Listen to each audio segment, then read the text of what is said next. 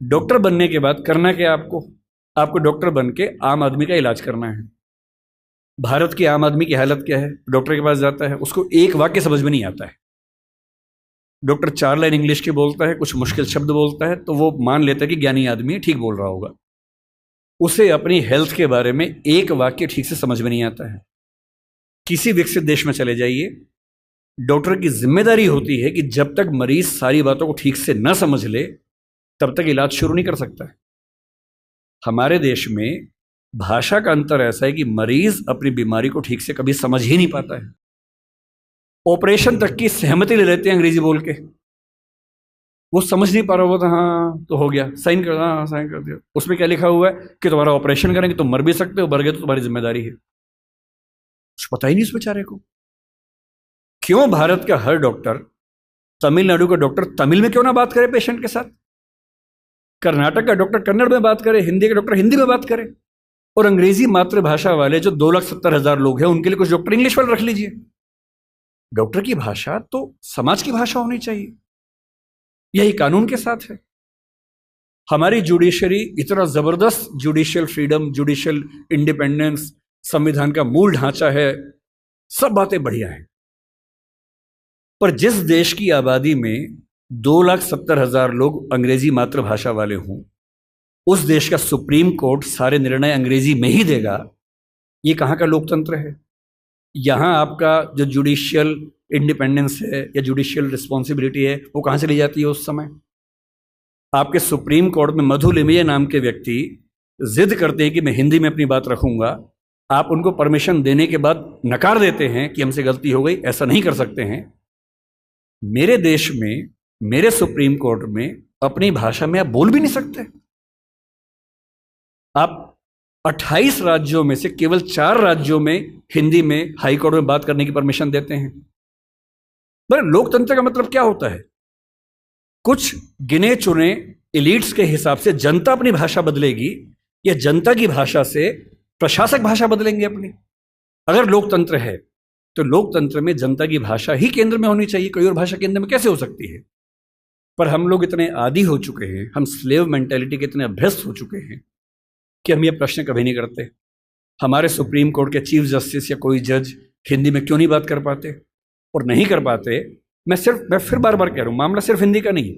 मेरी इच्छा है कि सुप्रीम कोर्ट के बहुत सारे जजेस में कुछ को तमिल ठीक से आती हो, कुछ को तेलुगु अच्छे से आती हो, कुछ को मराठी आती हो, कईयों को हिंदी आती हो, और बेंच का फैसला करते हुए यह भी एक पॉइंट ध्यान में रखा जाए कि मामला कहां का है और उस मामले में ऐसे जज को प्राथमिकता मिले जो उस भाषा को जानता हो, ताकि केस मेरा है, मुझे हिंदी आती है, मेरा वकील अंग्रेजी में कुछ कुछ बोला, जज ने कुछ कुछ बोला, फैसला हो गया, मुझे पता ही नहीं कि क्या हुआ, और इतने में पुलिस आगे मुझे ले गई और मैं परेशान हूं कि हुआ क्या। मेरे मामले के किसी प्रसंग में मेरी भूमिका ही नहीं है, क्योंकि सारी प्रक्रिया दो ऐसे व्यक्तियों के बीच में चल रही है जिनके पास एक भाषा है जो मेरी भाषा नहीं है, जबकि मामला मेरा है, और कहने को लोकतंत्र है। ये लोकतंत्र नहीं है, ये भाषा के स्तर पर तानाशाही है, बुरी चीज है। और मैं जब भी ये बात कहता हूं, बार बार कहता हूं, ज्ञान की भाषा के तौर पर अंग्रेजी का सम्मान करना जरूरी है, क्योंकि रिसर्च आप उसके बिना नहीं कर पाएंगे। बहुत मामलों में सीखने की जरूरत है, उससे भी, जापानीज से भी, फ्रेंच से भी, सबसे सीखने की जरूरत है।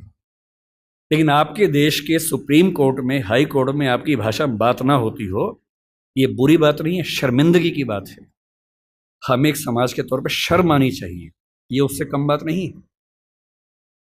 इसलिए जब कोई मुझसे कहते हैं कि राजभाषा के तौर पर आपकी क्या कल्पना है, 14 सितंबर का दिन आज है, हम आज के दिन ये सेमिनार क्यों कर रहे हैं?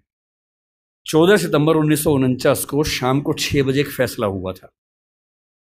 एक अजीब सी अफवाह लोगों ने उड़ा रखी है।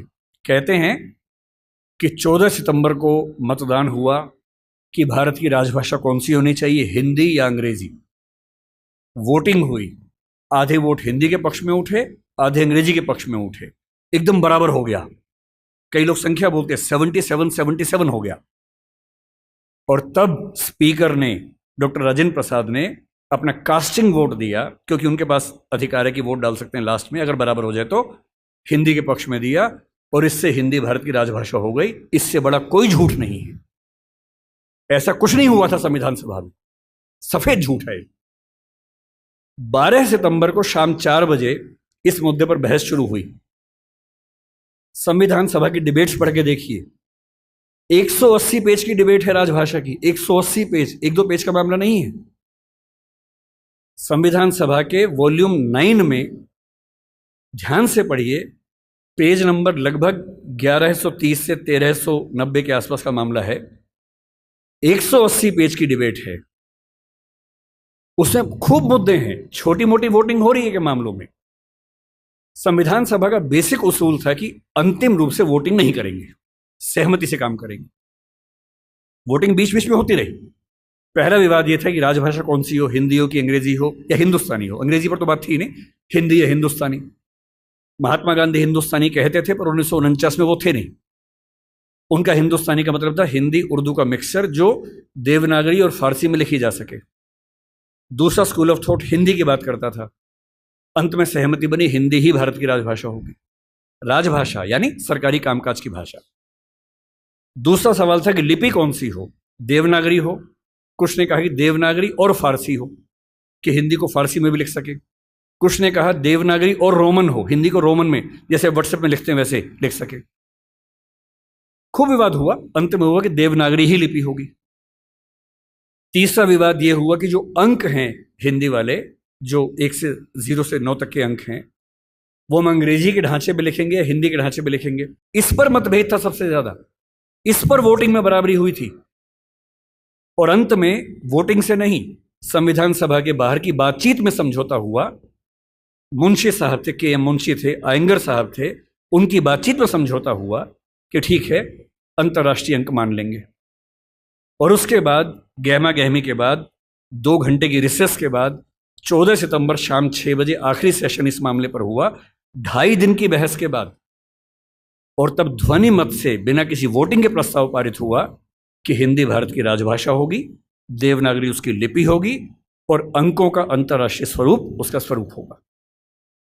इस झूठ को मन से निकाल दीजिए। ये झूठ मैंने भी 1000 बार सुना था अपने अध्ययन के दौरान, हमारे अध्यापकों को भी ऐसा लगता था, मुझे भी ऐसा लगता रहा कई साल तक। संविधान सभा की डिबेट्स बढ़ी तब समझ में आया कि ये भ्रांति है, ऐसा कुछ नहीं हुआ था।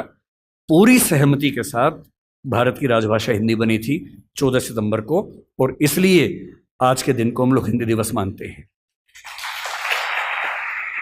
और क्यों ना बनती, आप सोचिए क्यों ना बनती। दुनिया में 2 तरह के देश हैं, एक इंग्लैंड जैसा है, फ्रांस है, स्पेन है, जर्मनी मान सकते हैं, आज के समय के जर्मनी मान सकते हैं, उस समय का तो नहीं, आज के जर्मनी मान लीजिए, आप ग्रीस को मान लीजिए। ये सब देश वो हैं जो एक देश एक भाषा वाले लोग हैं। बांग्लादेश को मान लीजिए, बांग्ला बोलते हैं, एक देश एक भाषा है। पर कुछ देश ऐसे होते हैं जहां एक भाषा नहीं होती है। स्विट्जरलैंड में देखिए, छोटा सा देश है, 3 राजभाषाएं वहां पर हैं। बेल्जियम में देखिए, छोटा सा देश है, पर वहां भाषाएं एक से ज्यादा चलती हैं। तो उस समय एक डिबेट थी कि भारत का मॉडल कौन सा होगा।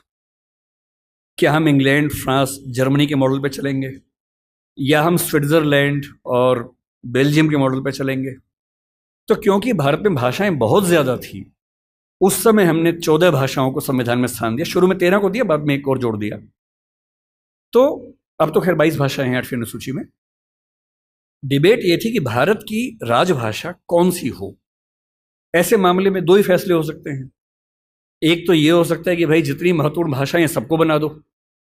अगर सबको बनाएंगे तो हर डॉक्यूमेंट 10 भाषाओं में बनेगा, वो आसान काम नहीं है।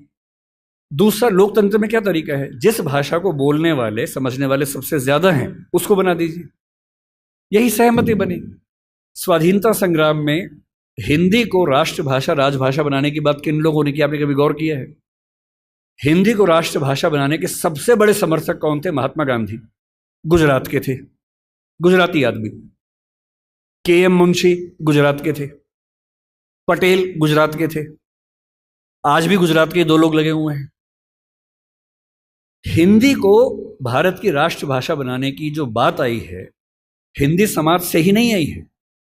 महात्मा गांधी गुजराती व्यक्ति होकर हिंदी के पक्ष में सबसे ज्यादा अड़े हुए थे। महाराष्ट्र में तिलक थे, सावरकर थे, वो मराठी की बात नहीं कर रहे, वो हिंदी की बात कर रहे थे। पंजाब में लाला लाजपत राय थे।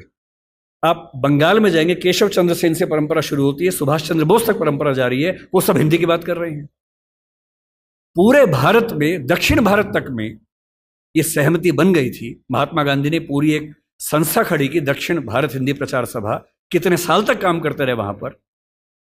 एक सहमति बनाई पूरे देश में, क्योंकि इतना बड़ा स्वाधीनता आंदोलन बिना एक भाषा के नहीं चल सकता। बेबीलोन की कथा बन जाती बाबेल जैसी, कि सब लोग अलग भाषाएं बोलते हैं, लड़े कैसे अंग्रेजों से।